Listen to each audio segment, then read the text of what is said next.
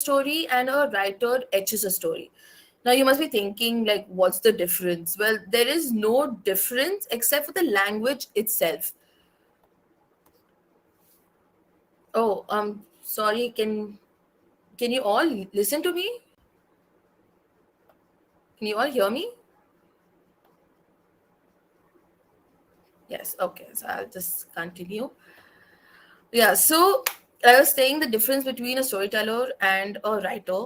The like if I tell you a story, like कैसे भी बताऊं मैं, like if I speak in Hindi, in English, in Kannada or in Urdu, however I tell you a story, you will probably understand it.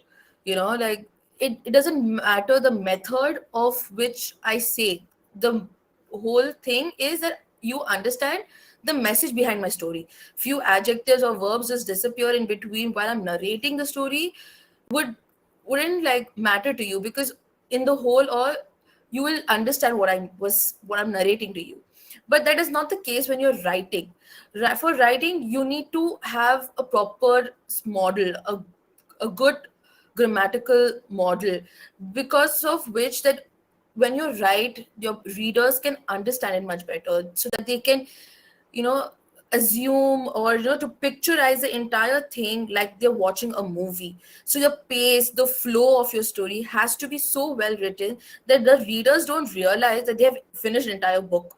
They felt like a couple of hours has passed and I watched an entire movie. So that's the whole thing about writer and a storyteller. And also the fact that how language is very important and how it plays a very you know significant role when you're writing. Now all of you are here obviously to learn how to start writing, and there is not exactly one way to or one technique to go about this. Every writer and every poet have their own techniques, have their own models, how to start the first page or the first chapter, the first line, to that's will just wow everybody, like wow the readers. But you know for that, there are few steps that I adhere to when I started writing with my writing journey, and I would like to share that with you guys. First foremost, read tons of books. It's so important. I've heard so many people that who started writing and they're like, oh, I don't read as much as I should, and I'm like, no, you have to read all genres. If you don't read your different kind of genres, you wouldn't know what do you like. If you just read like, हाँ मुझे सिर्फ action पसंद है, I'll just read action books. No, don't. Read everything. Other than that, you will not know what is your best suit. You will not know what you're good at, what you're passionate about, what you love reading. The first thing of being a writer is you are a reader. So if you're not a reader, you cannot be a good writer. Second thing is genre. You should know what genre you want to write it, because this is the genre that you're going to be writing for a very long time. And if you don't enjoy it, if you're not passionate about the genre that you like to write, then you will hate it. Trust me, you will hate it. I started off writing actually romance, and after a point, I just couldn't. And now that I'm writing fantasy, and each time that I write fantasy, it's just amazing. I love writing it. And then you have the third is research. First thing and foremost, do extensive research. There is no book excuse me, there is no book that, or any writer that who has written a book who has not done research. And there are two types of research. The one is factual based, that is basically making your story more logical, or the facts that come from normal day-to-day life. Other one is genre based. Once you have set on your genre, let it be romance, thriller, horror, kuch bhi ho, like if you once you've set on your genre, do extensive research. Again, for that, read books. It doesn't have to be just stories or novels.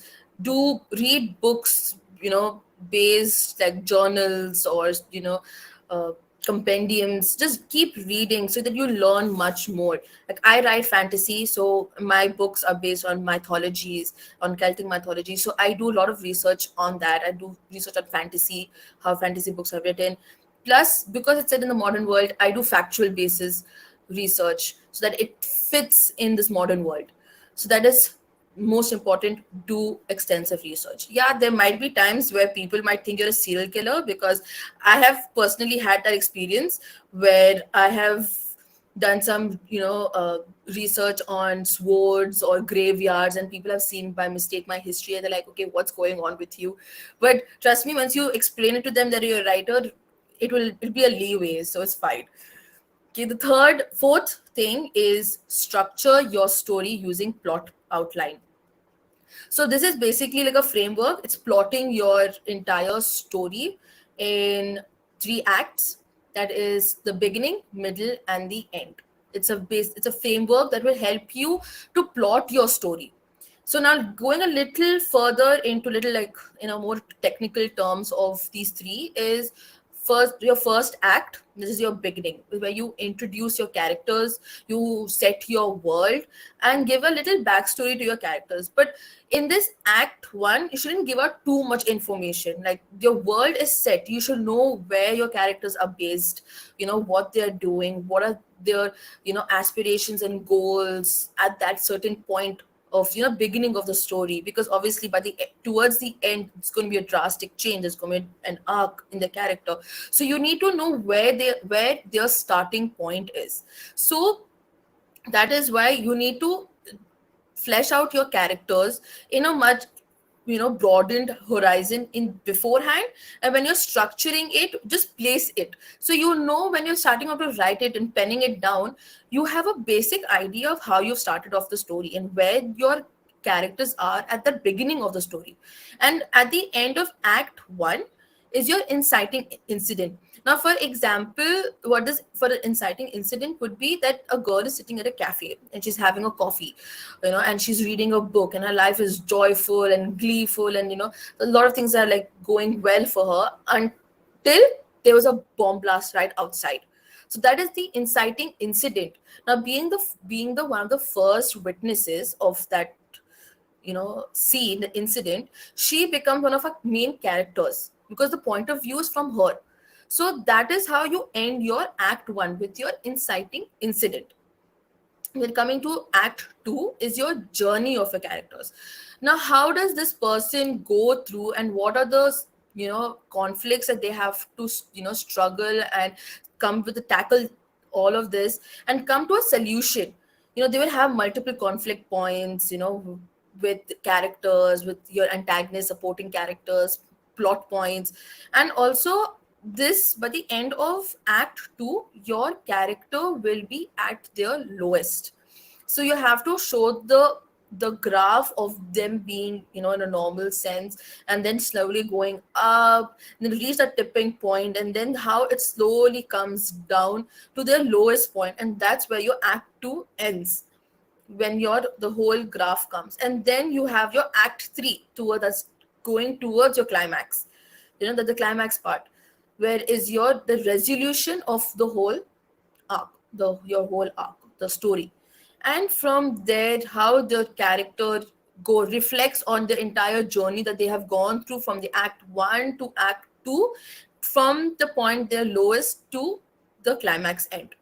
So this journey of every character should be noted down, and it has to coincide with your plot. It shouldn't be like the plot idhar ja raha hai and your characters are going in the other direction. So it has to go in with the plot, with the other characters, so that it makes a much more sensible and logical explanation. The growth will be together and much more sensible and logical. The fifth thing is point of view. Now, comes more to the writing style.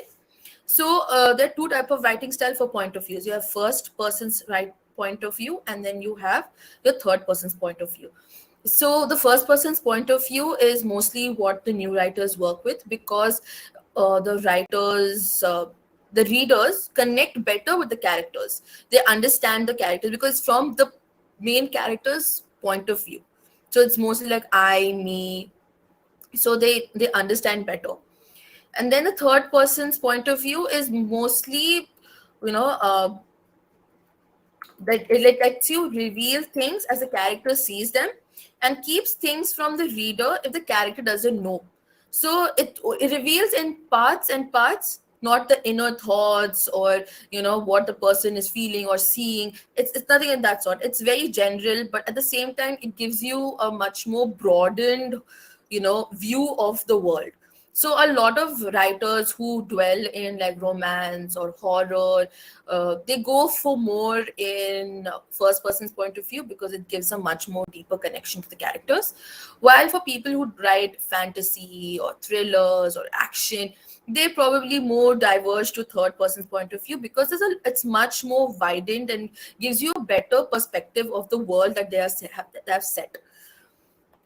Then you have the characters. The sixth point is character and their arcs. This is one of the most important because a lot of people kind of write their characters very one dimensional, and that's not how people are in general. So make your characters memorable and relatable. It's very important. Guys, I'll answer all your questions at the end of the session. Is that all right? I will look at these questions and I will reply it all to you at the end. Okay. So next, yeah, so I was talking about characters and their arcs. So making them memorable and relatable is very important. Okay, and don't hesitate to dabble in the gray areas of human psychology because not everyone are good. They're not bad, entirely bad or entirely good. Because humans are not, they don't work that way. Especially when if you've read, especially when it comes to me with fantasy, or I watch a lot of anime, and I read a lot of comics. So in that sense, I've kind of like realized how the characters are. Your heroes are not always good and your villains are not always bad. So you have to make it seem that there's never like too heroic or too antagonist. They are more in the gray area. They are good. They might start off with their idealistic heroistic person, and as the time progresses circumstantially, how their psyche changes and how so many conflicts that they will go through, because of which and the chaos around them as well. So even their idealism, their ideology should also change with it. It shouldn't be like, starting May, these guys were good, till the end they were good. No, it doesn't happen that way. Even for us in human, normal day-to-day life, what you're feeling early in the morning would not be the same later in the day. You will go through a high and lows of your moods and your, you know, personality. So the same thing goes with your characters. So make them very relatable and make them memorable. Talking about memorable is that play with the personality traits, because even in real life people have very weird quirks. So make, even if those weird quirks, make them, using that, make it very memorable, make them stand out. Like for an example, a knight sanitizing his hands after killing his enemies because he hates the stain of blood lingering on his palms. Now, that is a very weird quirk of sanitizing his palms. I mean, this is just an example that I've given, but the thing is, reader will remember this because he's a knight. He's bound to get blood on his hands. So, because of which he has a quirk of sanitizing his hands. So obviously when people are reading it, they will remember this character, like, yeah, इसने कुछ किया था ऐसा कुछ. So always try to make your characters very memorable, make their arcs more relatable, so that when people are reading it, they will always remember these characters. Like, I connect to them, I understand them, because I have been in not entirely in that situation, but if I was in that situation, I would also react the same way. So make them very likable, also relatable. Seventh is work in space that ignites your creative juices. Now, coming out of the whole technical thing, this is much more about you being a writer. So this is about finding a space in your home, or you're going to a cafe, or any place in the entire world, that where you feel comfortable, where you feel safe, that you can concentrate and focus on writing, because that's a space, again, you'll be spending a lot of time with. Your lot of hours will go in a blink of an eye, and you need to be very comfortable and very safe, and just to keep on writing so you can concentrate. And if you're in a very uncomfortable space and there's a lot of noise everywhere, you can't focus, you can't write, and whatever you've written you have to rewrite it like 100 times because it's all haywire. So find a place that makes you feel good and you are in a good headspace. Always have fun when you're writing. Don't think of it like, yeah, how am I going to finish this? Like, no, just have fun, play with words. Even if you go back and remove the entire thing, remove it, start fresh, but always be in a comfortable place to start writing anywhere. Eighth thing is get a writing routine. Now this is something that is I have trouble with, and I am trying to get into, is getting a proper routine. But one thing is there, you can start with keeping a certain word count goal, like per day, like get like 800 words a day or 1,000 words a day, and keep up with that and finish that goal in one day. And as time progresses you can obviously increase that, increase your word count, keep a time limit. I'll work for 2 hours, or I'll write for probably 3 hours, excuse me. And then as time progresses you will realize that the flow of your writing will definitely increase, and because of which your writing increases, your pace increases, and you realize how easily you have jotted down all your points in a very short period of time, which you have taken a long period. Like if I were to write one chapter when I initially started, it would have taken me like 3 4 4 days, because it would take me so long. But now I can finish a chapter in a day, and and start another one as well. So as time progresses, you know start with a small goal in your mind, and then we can start off with a good word count. Ninth point is medium of writing.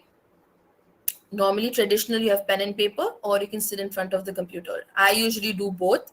I do my structures, my entire story structure in on pen, in my story journal. I plot my story and my characters, and then when I've structured out the entire skeletal framework of the book, I begin to write it down. I type it down on my computer, start it off, because I have a basic, my beginning, middle, and the end. So I know what is going to happen. I know the scenes that are going to be placed and where it's going to be placed. So because of which, it's easier for me to, complete it. Complete. But there's sometimes then it does go a little haywire. But overall, it's because it's a skeletal framework. It just helps you smoothen things out. And last and the foremost, most important thing is how to write your first chapter. Now, a lot of people have trouble writing the first chapter because it has to be out there. It has to be, again, very memorable so that your readers are hooked into it. Okay, so the first thing is how your first line matters. A good opening attracts the readers and keeps them hooked to know what your world that you've created contains. Your first chapter should introduce your main characters and their life at that moment. And if it's going good, or if it's going bad, or it's just prosaic, everything would be hanging on to that first chapter. So always make sure that your first chapter has your characters, you're setting the world, and if could be even inciting incident can be in that first chapter. So your first chapter is so important, and your first line is also very important. Now, doing this is the last bit. I'm gonna just uh, tell you the first line of Tale of Two Cities of Charles Dickens. It was the best of times, it was the worst of times. It was the age of wisdom, it was the age of foolishness. It was the epoch of belief, it was the epoch of incredulity. It was the season of light, it was a season of darkness. It was a spring of hope, it was a winter of despair. We had everything before us, we had nothing before us. We were all going direct to heaven, we were all going direct the other way. Now, reading this itself or just listening to this, you're already hooked. Like, what is happening? Like, who is speaking? Like, what is happening in that world? You're already hooked. And that is how you write your first line, to get hooked. So, I hope this whole thing, helped you out, and I will take questions now. Oh, okay. So, Prakhar, what do you do when ideas stop rolling in and it gets irritating to think about the next phase of the story? It's okay, that happens. It happened to me as well when I was writing for my second book. But the one thing that you have to do is go back, revisit your story, what you had initially started off with, what did your initial idea was, and then you know uh, once when you realize where you have stopped, where you've kind of like strayed away, think of the characters. What would your characters do in that situation? And I think most of the times for writers nowadays, it is easier for write like not easier, like writers usually take the characters point of view and go forward. So thinking back to like not thinking as a writer but thinking as a person in that situation, how would your characters think or do next? So probably with that you could go with the next phase of the story. I hope that kind of answered your question. So this is next for Dia. If you are looking to get started writing, do you think the best way is to start is just TOI, start writing, or need to do some course? Okay, do I need to? Okay, I don't think, I mean, it depends. You can do a course, you could uh, just start writing, but I think it's better that you do like a simple course, or at least not even a course. I think there's so many things online that will help you out with writing. Just like I said, like have a basic understanding of your language and just go about it. Read as much, learn as much as you can. Definitely do take up some course by the eventually, so that you are much more confident in your writing. But I don't think it's that much of like an importance to like, yeah, मैं लिखने चाहती हूँ तो I'm gonna start like going for courses and stuff. No, it's not necessarily, but definitely once you if you do feel that you're not confident enough to get into writing, and then definitely go into a course and get into writing that way. Then Suneet, do you suggest starting with short form before getting into long form? It's always better to start with short form. So like I started writing short stories, so it's good to start with short stories or short forms, like or essays, something so that at least you have a basic like flow of the writing, so you know how the story progresses. So I even with and then as you progress with long form, I think the only thing, the drawback from short form to long form is that you hurry the pace a bit. So that's the reason why a lot of people have that pace problem. But I think even with the word count of your short stories, start with short stories, then go for novellas, which is slightly longer, and then go into novels. So that way you have a proper arc for yourself in your writing. I hope that answers your question, Suneet. Ankita, when you start writing, how you start the planning, and like, do you start with the plot? I start with an idea. Definitely, it's a concept idea. It's basically anything like a cheaty ja rahi hai. Think of that, and then what is the cheaty doing? What is the ant doing? Where is he going? Okay, what is he going to do next? Kisko milega? Like, who is he going to meet? Where is he going to go? What's his end goal? And I think from there you slowly progress to an entire story, the arc, the character of my ant character, and how then branch it out to different characters, like what are the obstacles my aunt is going to go through to reach a particular his destination. So I think I'm more of like a pantser than a plotter, so I just go with the flow. But there are a lot of people who do plot beforehand, and before starting off I plot my story, then I pants a lot with that, I just go haywire in between, and then again start plotting. I write my characters, I write the locations, and I just go all around just to figure out what my story may or may not contain. So I think it depends on the person again. if you think that plotting is better for you, you could definitely start plotting first. But I would say just go with both. You plot and then you just take it from wherever it goes for you. Then, any other questions? I think that was all about it. I hope you guys enjoyed. If you have any questions, please let me know.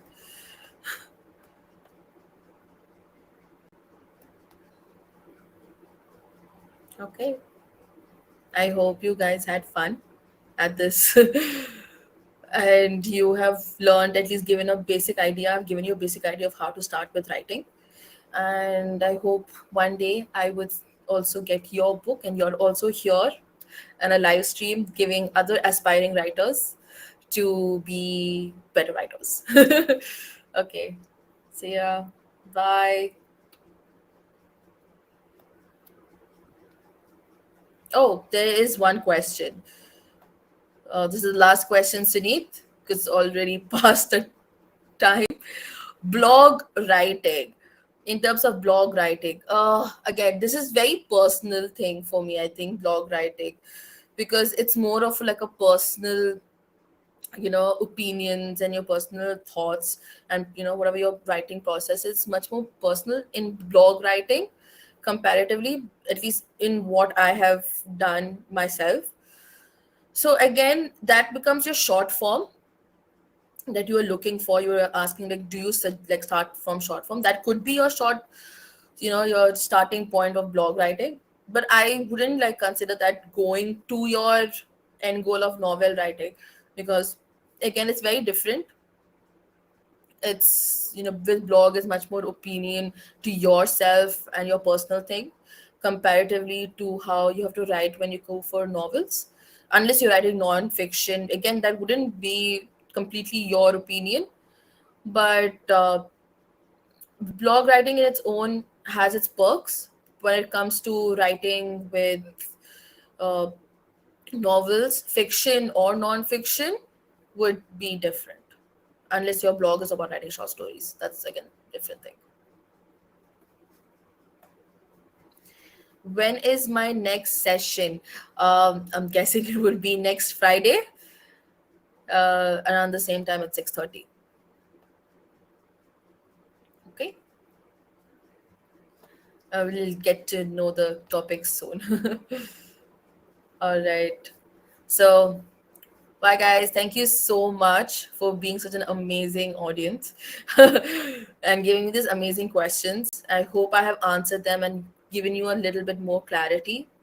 And hopefully, if you have any more doubts, you can definitely reach out to me on my LinkedIn or my Facebook or Instagram. I'm always available. So, good luck, and hopefully, I'll see you guys soon next week. Bye. Bye.